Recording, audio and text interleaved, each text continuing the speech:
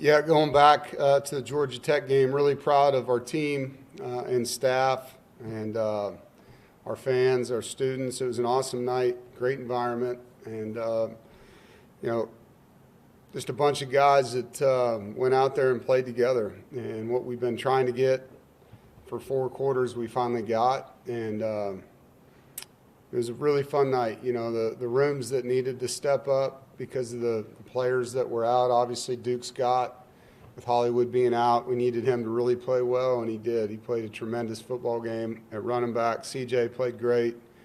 You know, with Justin out at tight end, I thought that room did more than they've had to do and did it well. You know, Cody continues to block well, but has become a bigger and bigger part of the pass game. Dante Daniels has really grown as a player, a leader. Really happy about Dante and what he's brought to the offense. You know, defensively, Tristan Teasdale started his first game and had some really good tackles. I thought Assad Brown, you know, had 3 or 4 open field tackles on Haynes King that were touchdown-saving tackles. Caden Fordham played his best football game for us. Thought Brandon Cleveland really stepped up and played well. It was a team effort, and we played well off of each other.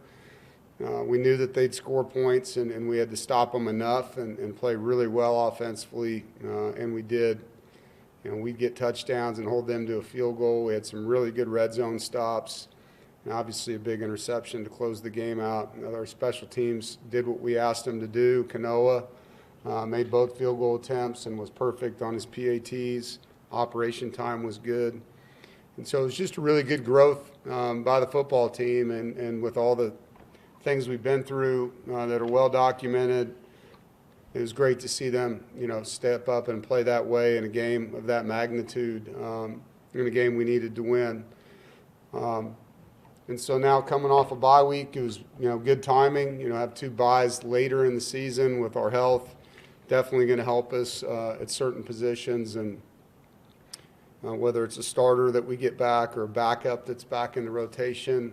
As you know, I'm not going to speak on that until the end of the week, but the bye week did give us that opportunity not only to get healthier, but to have a little bit of time, you know, to get a head start on a really good Miami team coming off a very well-played game against Syracuse, you know, firing on all cylinders in that game. And you just look at them statistically averaging 33 points a game, holding teams to 15, stopping the run, 88 yards a game they're giving up, and a bunch of weapons. You know, can't say enough about their freshman receiver, number 10, Tony. What a good football player he is. Quarterback's got a lot of weapons around them. The offensive line's big and does a really good job in pass protection, clean pockets. You know, defensively, probably the best defensive line that we'll see all year when you look at all 4 starters, 4 NFL guys. You know, I think their nickel, Scott, number 0, really good football player, leading tackler, good blitzer, good man-to-man guy, drops well in zone coverage, does a lot for them as a football team. Their boundary safety does a lot for them in the run game. They kind of interchange who's blitzing and who's fitting the runs out of their secondary, but you see 0 and 8 a lot, making plays in the box. Ruben Bain and Mesidor are the 2 ends, and they do a good job moving them around on 3rd down and creating some protection things. So, you know, we're going to have to play like we did last week, play a really good football game, play together, not beat ourselves, and we need to play better on the road. You know, it's a team that we've played much better at home this season than we have on the road, and so we need to be able to take what we did last week on the road and play against a really good football team. Questions?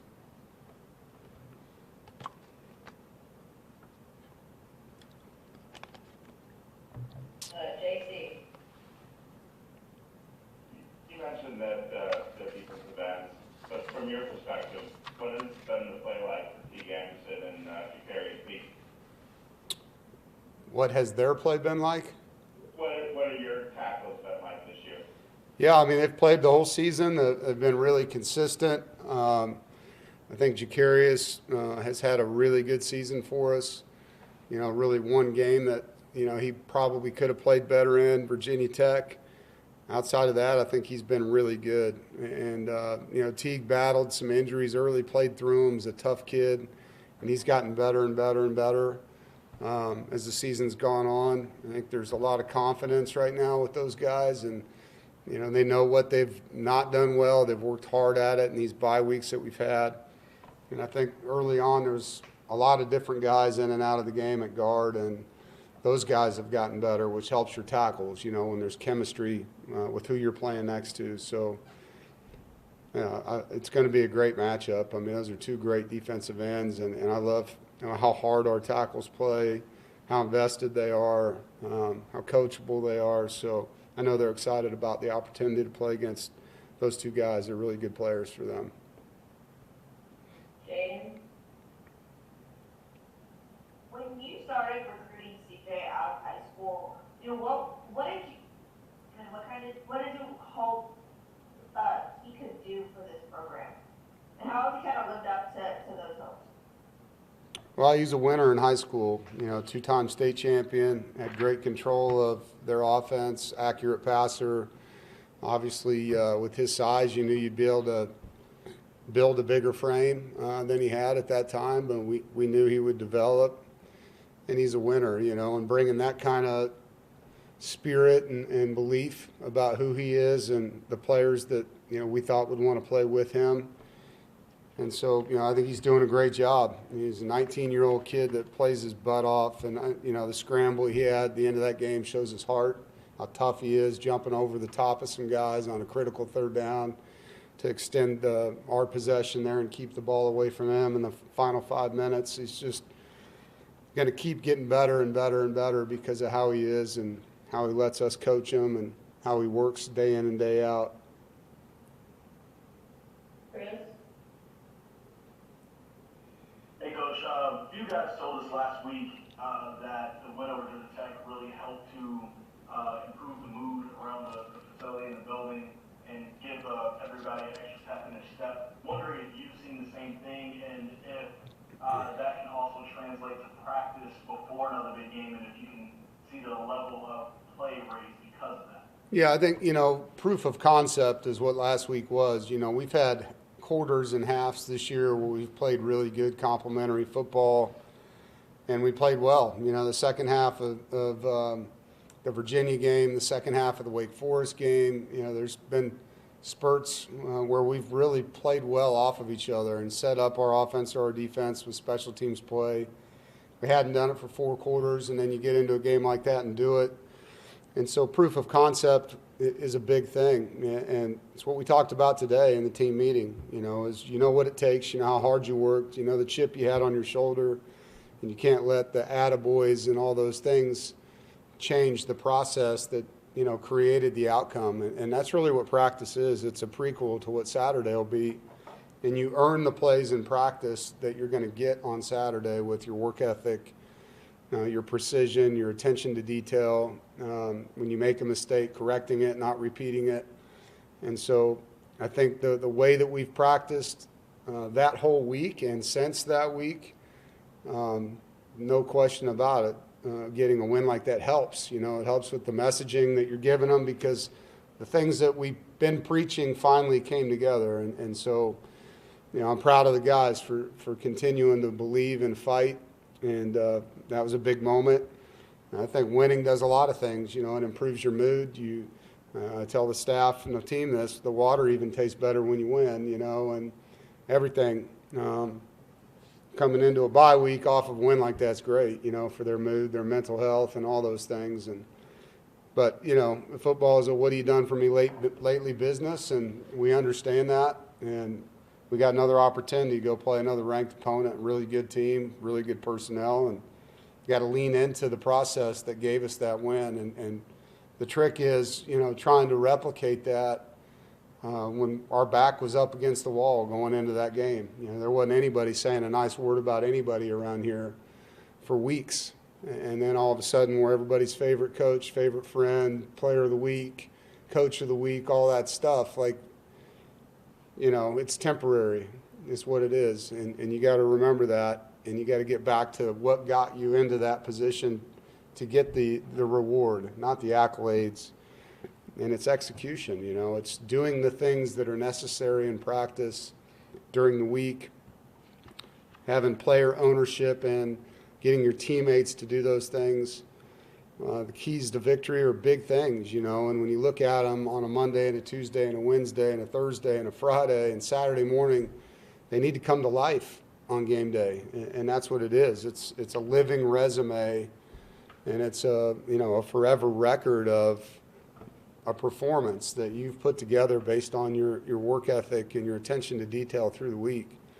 So I'm excited for them that they got that taste, and now I'm also, you know, on edge with them about, hey, you got to let the win go, just like you let a loss go. We got to get back to how you win a game, and remembering what it took to make that happen. Thank you, Coach. Yep. Noah? Yeah, Coach, you mentioned talking about offensive line, Rico Jackson, but, you know, at guard the last 2 weeks. What's it been like seeing him, you know, step into that spot, and how much has he seen him grow since he showed up with you? Yeah, I'm proud of Rico, proud of Kamen Smith. I think those two guys really did a nice job stepping in the last 2 games, and both of them started and played every snap in 2 games, and it's given us a chance to, you know, get Anthony Carter and Spike healthy during that time period, and now you've got not just depth, but you got guys that you can trust to put in the game. They're going to play really well. I know Rico, being a Florida native, this is a game that's meaningful to him, and so really proud of him. He's grown a ton since he's gotten here and worked really hard, you know, and so it's great when you see a guy get an opportunity, whether it's from an injury or because he earned the opportunity by beating somebody out, maximize the opportunity, and I think Rico definitely did that in this last game against Georgia Tech. Hey, Coach, your teams have had a lot of success in November over the past few years. I was wondering if you've seen some of the similar traits from those successful teams in this group, and if so, what are those? Well, I think finish, you know, is a big thing in our program, and I'm sure everybody talks about it. But the way we train, the way that we, you know, look at our schedule with the guys and how many reps they take, and you know, I mean, you can burn them out pretty quick. And it's a long season. We had 8 games without a bye week. 2 years ago, we had 7 without a bye week this year, and so you've got to be calculated in your volume because it's a long season, and that's, you know, why I said what I did multiple times throughout the year. Like, there's a lot of football left, and the month of November is really important. I mean, it's really important. And you get on a run here at the end of the season and do some really good things. And I definitely see the characteristics. It starts with leadership. I mean, you got to have players that want that. They want to finish. It matters to them, you know, and it's said all the time, you know, you're going to remember what happens in November, and it's really a month that can change a lot of seats. In bowl games, in playoff contention, all that, in the rankings.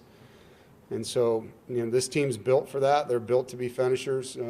It's a part of our DNA, and, you know, we've got a tough finishing schedule. You know, you look at Georgia Tech and then Miami and then Florida State, you know, and then UNC. You know, it's a big month for us. Big month, big 4 games and competitive games coming up. And so we need to make sure that the team understood that. It's talked about in everything we do. It's finish, not to the line, through the line. You know, if you're going to run 10 yards, run 11. If you got to do 10 reps, do 11 reps. And everything's about trying to get one more better than the opponent and then what you did the day before. Murph? Thanks for doing this. You played a lot of teams in the ACC. You're going to play 9 ACC games there before the season's over.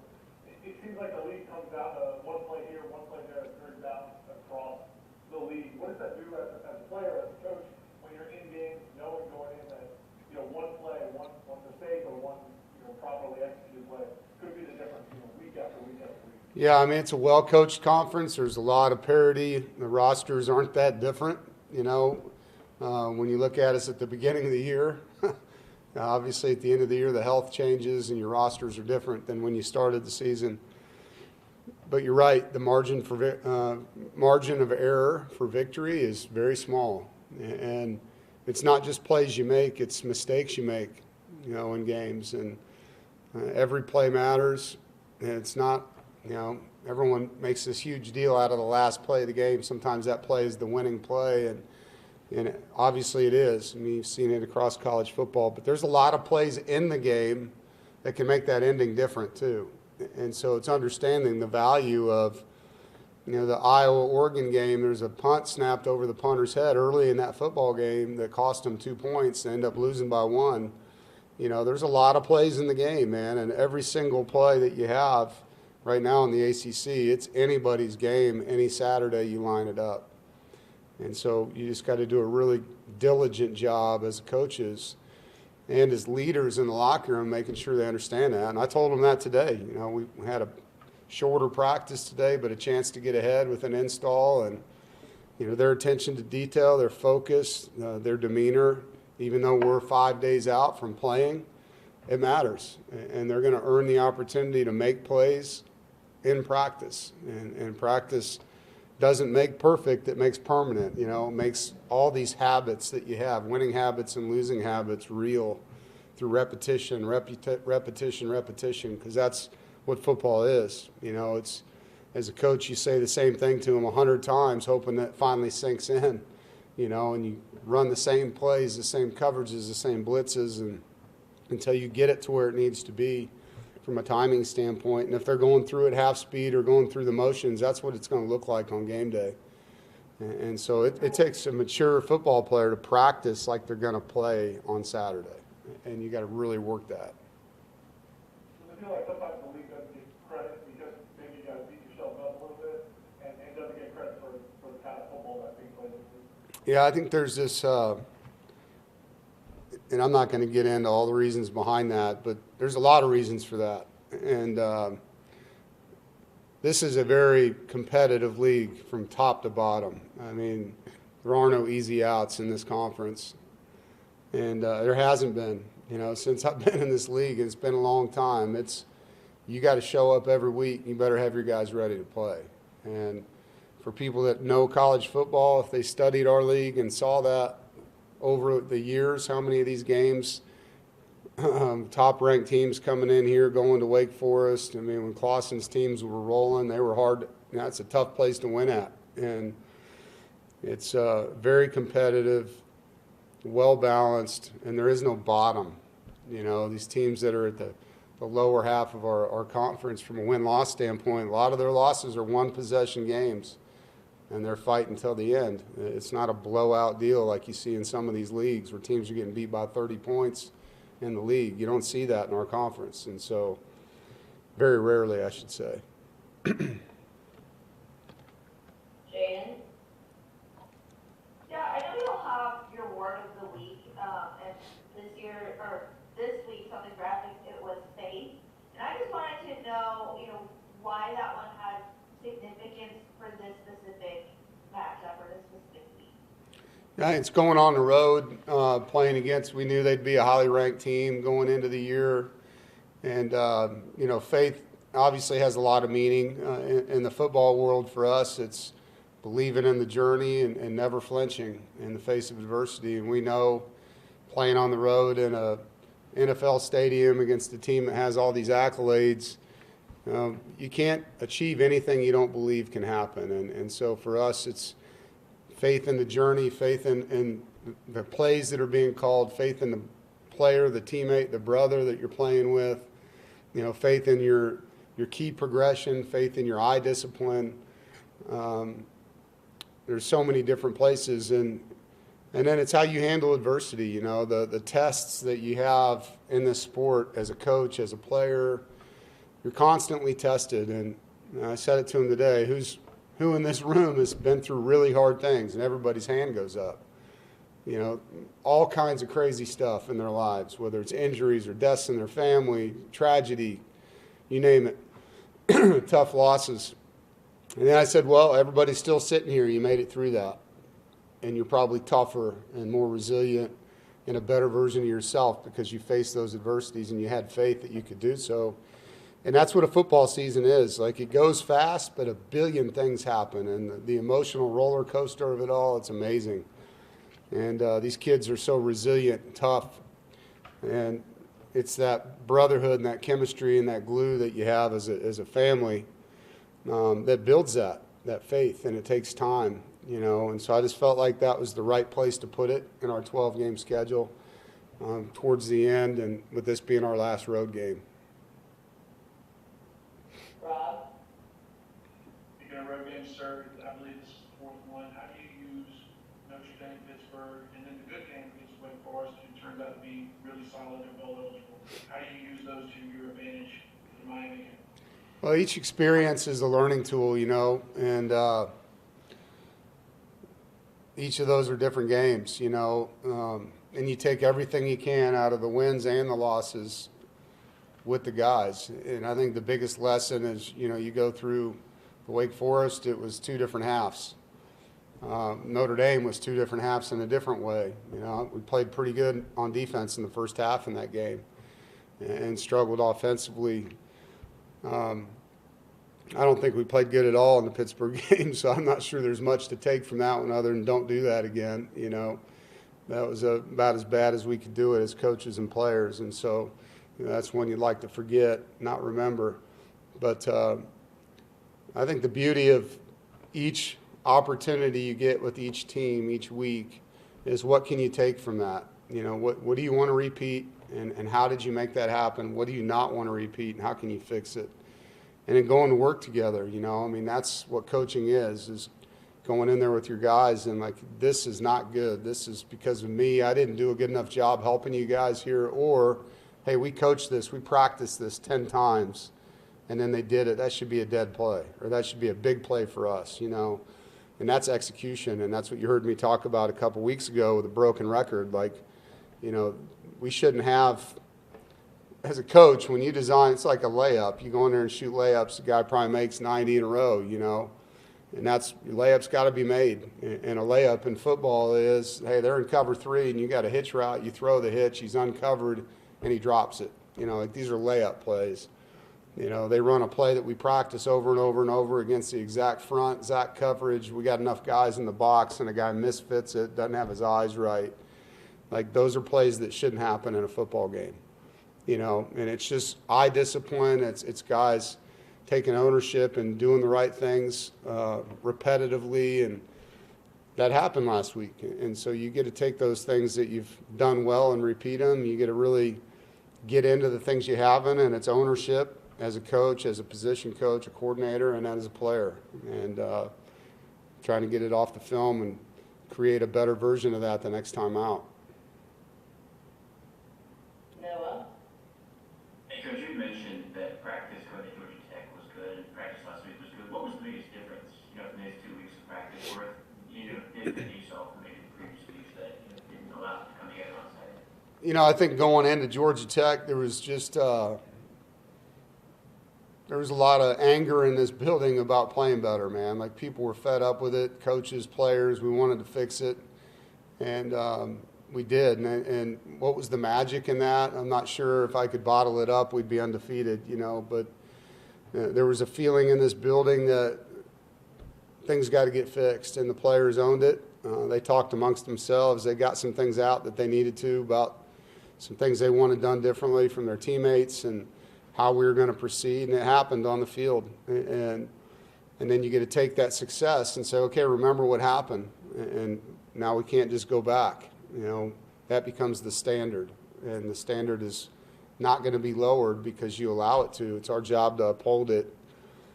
And so they took that feeling to the field, and like I told you, we took some time off in there too to get some guys back feeling better. They came back from the weekend. Today was our first practice since the bye weekend, and great energy, really, really good enthusiasm. It was a nice, crisp, cool day. And so it's the first time we've had 40-degree weather for a practice. And, I was wondering how they'd hold up and how they'd handle that. They were great.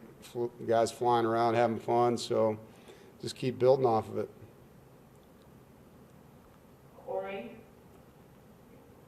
Dave, before we got done with Georgia Tech, the post game, CJ Bailey mentioned the fact that the upcoming game for him against Miami is a big one. But how do you kind of balance the personal feelings that he has about going back home, along with trying to keep him in check going into this game too? Yeah, I mean, there'll be some conversations we have, but it's still, you know, when you put the ball down and that whistle blows, it's a normal football field and a stadium, and it's not about where we're at that point in time. It's about how we play.